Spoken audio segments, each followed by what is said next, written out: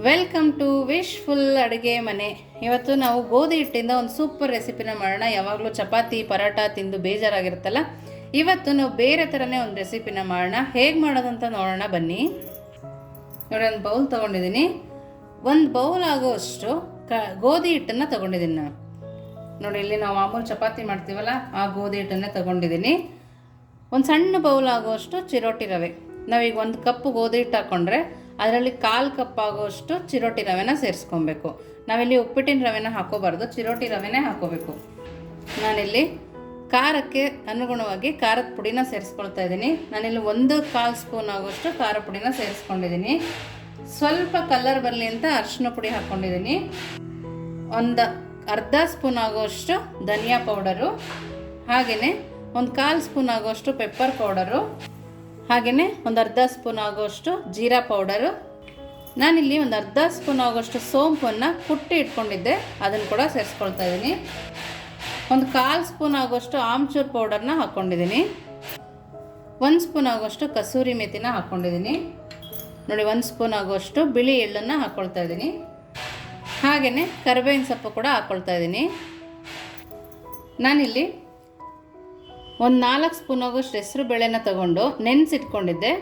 ಆ ಹೆಸರು ಬೇಳೆನ ನೀರು ತೆಗೆದು ನಾವಿಲ್ಲಿ ಹಾಕ್ಕೊಳ್ತಾ ಇದ್ದೀನಿ. ನಾವು ಹೆಸರು ಬೇಳೆನ ರುಬ್ಬಿಲ್ಲ, ಅದೇ ಥರನೇ ಹಾಕ್ಕೊಳ್ತಾ ಇದ್ದೀನಿ. ನೋಡಿ, ಇಲ್ಲೊಂದು ಅರ್ಧ ಸ್ಪೂನ್ ಆಗೋಷ್ಟು ಅಜ್ವೈನ್ ಕೂಡ ಸೇರಿಸ್ಕೊಳ್ತಾ ಇದ್ದೀನಿ. ಇದನ್ನು ಸೇರಿಸ್ಕೊಳ್ಳೋದ್ರಿಂದ ಕೂಡ ಫ್ಲೇವರ್ ತುಂಬಾ ಚೆನ್ನಾಗಿರುತ್ತೆ.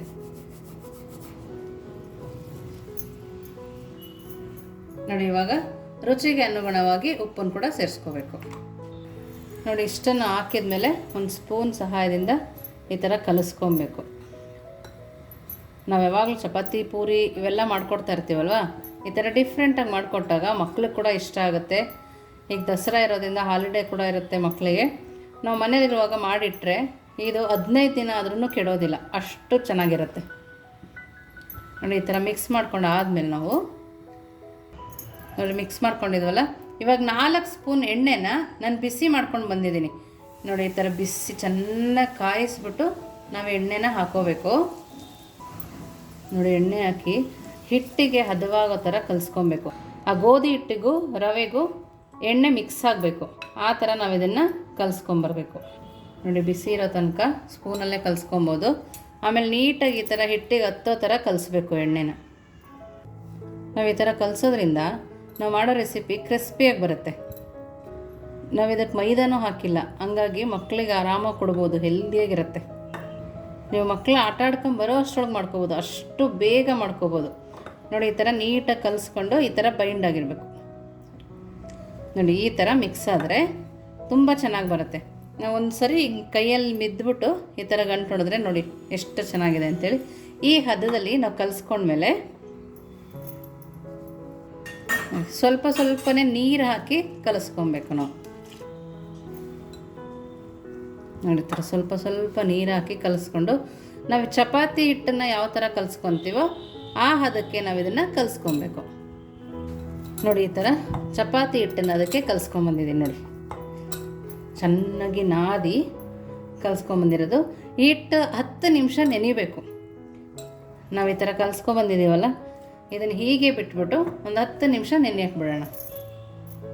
ನೋಡಿ, ಇವಾಗ ಚೆನ್ನಾಗಿ ನೆಂದಿದೆ. ನೋಡಿ, ರವೆ, ಗೋಧಿ ಹಿಟ್ಟು, ನಾವು ಹಾಕಿರೋ ಮಸಾಲ ಎಲ್ಲದೂ ನೀಟಾಗಿ ಬೈಂಡ್ ಆಗಿದೆ. ನೋಡಿ ನೋಡಿ ಇವಾಗ ಇದರಲ್ಲೊಂದು ಸಣ್ಣ ಸಣ್ಣ ಉಂಡೆಗಳನ್ನಾಗಿ ಮಾಡ್ಕೋಬೇಕು. ನೋಡಿ, ಇಷ್ಟಿಷ್ಟೇ ಸಾಕು. ನೋಡಿ, ಇದನ್ನು ನೆಕ್ಸ್ಟ್ ಏನು ಮಾಡೋದು ನೋಡೋಣ ಬನ್ನಿ. ನೋಡಿ, ನಾವಿಲ್ಲಿ ಒಂದು ಕವರ್ನ ತಗೊಂಡು ಸ್ವಲ್ಪ ಎಣ್ಣೆನ ಸರ್ಕೊಳ್ತಾ ಇದ್ದೀನಿ ನಾನು. ನೋಡಿ, ನಾವು ಮಾಡಿದ್ವಲ್ಲ ಆ ಉಂಡೆನ ಇಟ್ಕೊಂಡು ಕ್ಲೋಸ್ ಮಾಡ್ಕೊಳ್ಳೋಣ. ನೀವು ಹಾಗೆ ಕೂಡ ಲಟ್ಟಿಸ್ಕೋಬೋದು. ನೋಡಿ, ಒಂದು ಬೌಲ್ ತೊಗೊಂಡು ಈ ಥರ ಸರ್ವಿದ್ರೆ ಸಾಕು. ಮೇಲೆಯಿಂದ ನಿಮ್ಗೆ ಯಾವ ಶೇಪ್ ಬೇಕೋ ಆ ಶೇಪ್ ಮಾಡ್ಕೊಬೋದು. ನೀಟಾಗಿ ರೌಂಡ್ ಮಾಡ್ತಾಯಿದ್ದೀನಿ. ನೋಡಿ, ಪ್ರೆಸ್ ಮಾಡಿ ಈ ಥರ ಮಾಡ್ಕೋಬೇಕು. ನಮಗೆ ತೀರಾ ತೆಳು ಇರಬಾರ್ದು, ತೀರಾ ದಪ್ಪನೂ ಇರಬಾರ್ದು.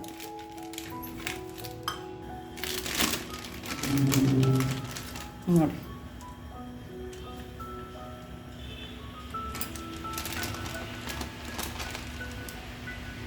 ನೋಡಿ ಈ ಥರ ಎಲ್ಲದನ್ನು ರೆಡಿ ಮಾಡ್ಕೊಳ್ಳೋಣ. ನಾವೆಲ್ಲದನ್ನು ರೆಡಿ ಮಾಡಿಕೊಂಡು ಒಂದು ಮಸಾಲ, ಸೂಪರಾಗಿರೋ ಮಸಾಲ ರೆಡಿ ಮಾಡ್ಕೊಂಡು ಬರೋಣ. ನೋಡಿ ಇಲ್ಲಿ ಒಂದು ಇವಾಗ ಮಸಾಲೆಯನ್ನ ಮಾಡ್ಕೋಬೇಕು. ಸೊ ಇದನ್ನ ನೋಡಿ, ಇಲ್ಲಿ ನಾನು ಬ್ಯಾಡಗಿ ಮೆಣಸಿನಕಾಯಿ ಪುಡಿನ ತಗೊಂಡಿದ್ದೀನಿ. ಇದು ಪ್ಯೂರ್ ಬ್ಯಾಡಗಿ ಮೆಣಸಿನಕಾಯಿ ಪುಡಿನೇ ತಗೋಬೇಕು, ಯಾಕಂದ್ರೆ ಇದು ಖಾರ ಕಡಿಮೆ ಇರುತ್ತೆ, ಡೈಜೆಷನ್ಗೂ ಹೆಲ್ಪ್ ಆಗುತ್ತೆ. ಹಂಗಾಗ್ಬಿಟ್ಟು ಮತ್ತೆ ಖಾರ ತುಂಬಾ ಕಡಿಮೆ ಇರುತ್ತೆ. ಸೊ ಅದಕ್ಕೋಸ್ಕರ ಇಲ್ಲಿ ನಾನು 2 ಸ್ಪೂನ್ ಅಷ್ಟು ಪ್ಯೂರ್ ಬ್ಯಾಡಗಿ ಆರ್ಗ್ಯಾನಿಕ್ ಇದನ್ನ ತಗೊಂಡಿದ್ದೀನಿ, ಮೆಣಸಿನಕಾಯಿ ಪುಡಿನ ತಗೊಂಡಿದ್ದೀನಿ. ಸೊ ನಿಮಗೆ ಈ ಥರ ಪ್ಯೂರ್ ಆರ್ಗ್ಯಾನಿಕ್ ಮತ್ತು ಬ್ಯಾಡಗಿ ಮಸಾಲೆ ಖಾರ ಬೇಕಂದರೆ ವಾಟ್ಸಪ್ ನಂಬರ್ ಕೊಟ್ಟಿದ್ದೀವಿ. ಅದರ ಜೊತೆ ನಮ್ಮದೇ ಪ್ರಾಡಕ್ಟ್ಸ್ಗಳು ಇದ್ದಾವೆ. ಸಾಂಬಾರು ಮಸಾಲ ಪೌಡ್ರ್ ಇದೆ, ಉತ್ತರ ಕರ್ನಾಟಕದ ಮಸಾಲೆ ಖಾರ ಇದೆ, ಉತ್ತರ ಕರ್ನಾಟಕದ ಕಡಲೆ ಬೀಜದ ಪುಡಿ ಇದೆ. ಇವು ಮೂರೂ ಪ್ಯೂರ್ ಆರ್ಗ್ಯಾನಿಕ್ ಬರುತ್ತೆ. ಅದ್ರ ಜೊತೆ ಗುಂಟೂರು ಬ್ಯಾಡಗಿ ಮಿಕ್ಸ್ ಕೂಡ ಈ ಥರ ಚಿಲ್ಲಿ ಪೌಡ್ರ್ ಬರುತ್ತೆ, ಮತ್ತು ಪ್ಯೂರ್ ಬ್ಯಾಡಗಿ ಚಿಲ್ಲಿ ಪೌಡ್ರ್ ಕೂಡ ಬರುತ್ತೆ. ಸೊ ನಮ್ಮ ಪ್ರಾಡಕ್ಟ್ಗಳನ್ನು ನೀವು ಬೇಕಂದರೆ ಯೂಸ್ ಮಾಡಿ ಒಂದು ಸರ್ತಿ, ಆಮೇಲೆ ನಮ್ಮ ಕಮೆಂಟ್ ಮೂಲಕನೂ ತಿಳಿಸ್ಬೋದು. ಮತ್ತು ಸುಮಾರು ಜನ ತೊಗೊಂಡಿದ್ದಾರೆ. ಸೊ ಅವರಿಗೆಲ್ಲನೂ ತುಂಬ ನಮ್ಮದು ಪ್ರಾಡಕ್ಟ್ಗಳು ಯೂಸ್ ಆಗಿದ್ದಾವೆ, ಪ್ಯೂರ್ ಆರ್ಗ್ಯಾನಿಕ್ ಇದ್ದಾವೆ. ಸೊ ನೋಡಿ ಇಲ್ಲಿ 2 ಸ್ಪೂನಷ್ಟು ಇವಾಗ ನಾನು ಬ್ಯಾಡಗಿ ಮೆಣಸಿನಕಾಯಿ ಪುಡಿನ ತೊಗೊಂಡಿದ್ದೀನಿ. ನೋಡಿ 1/4 ಸ್ಪೂನಷ್ಟು ಉಪ್ಪನ್ನು ಹಾಕ್ಕೊಳ್ಳೋಣ.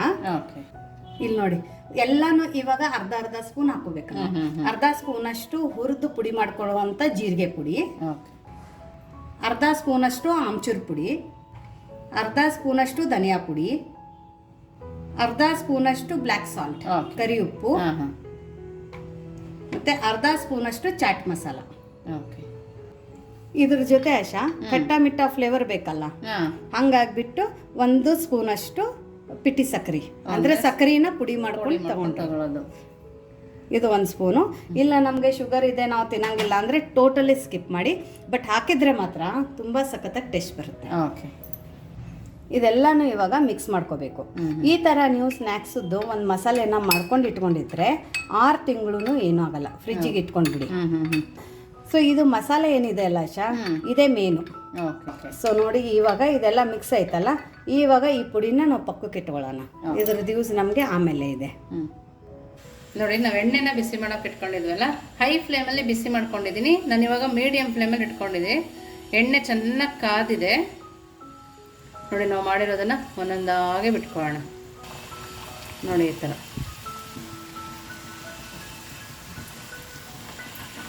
ನೋಡಿ ನಾವು 3 ಹಾಕೊಬೇಕು, ಇಲ್ಲಾಂದರೆ ಅದು ಒಂದಕ್ಕೊಂದು ಅಂಟ್ಕೊಬಿಡುತ್ತೆ.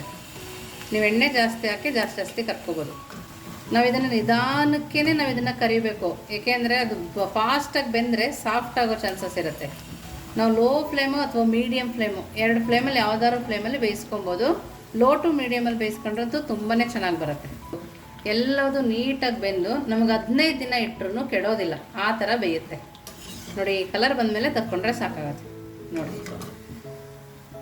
ನಾವೆಲ್ಲದನ್ನು ಅದೇ ಥರ ಮಾಡ್ಕೊಂಡು ಬರೋಣ. ನೋಡಿ ಇವಾಗ ಒಂದು ಬೌಲ್ ತೊಗೊಂಡು ನಾವು ಮಾಡಿರೋ ನಿಪ್ಪಟ್ಟುಗಳನ್ನ ಸೇರಿಸ್ಕೊಳ್ಳೋಣ.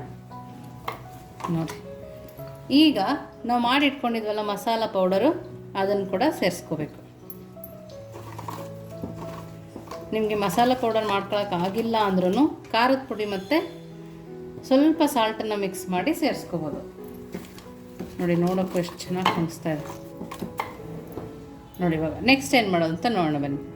ನೋಡಿ ಈಗ ಒಂದು ಪ್ಲೇಟ್ ತೊಗೊಂಡು ನಾವು ಮಾಡಿಟ್ಟಿರೋಂಥ ನಿಪ್ಪಟ್ಟನ್ನು ಸರ್ವ್ ಮಾಡೋಣ. ನಿಮ್ಗೆ ಇನ್ನು ಸ್ವಲ್ಪ ಖಾರದ ಪುಡಿ ಬೇಕನ್ಸಿದ್ರೆ ನಾವು ಮಾಡಿರೋ ಮಸಾಲನ ಉದುರಿಸ್ಕೋಬೇಕು. ನೋಡ್ತಾ ಇದ್ದೀರಲ್ಲ ಎಷ್ಟು ಚೆನ್ನಾಗಿದೆ. ನೋಡಿ ನೋಡಿ ಎಷ್ಟು ಕ್ರಿಸ್ಪಿಯಾಗಿದೆ, ನೋಡ್ತಾ ಇದ್ದೀರಲ್ಲ. ನೋಡಿ ಗೋಧಿ ಹಿಟ್ಟಲ್ಲಿ ಮಾಡಿದ್ರೂ ಕೂಡ ಎಷ್ಟು ಕ್ರಿಸ್ಪಿಯಾಗಿ ನಿಪ್ಪಟ್ಟು ಮಾಡ್ಬೋದು, ತುಂಬಾ ರುಚಿಯಾಗಿರುತ್ತೆ. ನೋಡಿ ಇವಾಗ ರುಚಿ ನೋಡಿ ಹೇಳ್ತೀನಿ.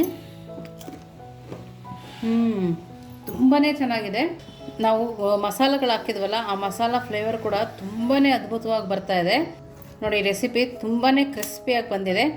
ನೀವು ಒಂದ್ಸರಿ ಮನೇಲಿ ಮಾಡಿ ಹೇಗಿತ್ತು ಅಂತ ವಿಶ್ಫುಲ್ ಅಡುಗೆ ಮನೆಗೆ ಕಮೆಂಟ್ ಮಾಡೋದನ್ನು ಮರಿಬೇಡಿ. ಇನ್ನೂ ನೀವು ನಮ್ಮ ಚಾನಲ್ ಸಬ್ಸ್ಕ್ರೈಬ್ ಮಾಡಿದ್ರೆ ಸಬ್ಸ್ಕ್ರೈಬ್ ಮಾಡಿ, ಲೈಕ್ ಮಾಡಿ, ಶೇರ್ ಮಾಡಿ. ವಿಶ್ಫುಲ್ ಅಡುಗೆ ಮನೆಗೆ ಥ್ಯಾಂಕ್ ಯು.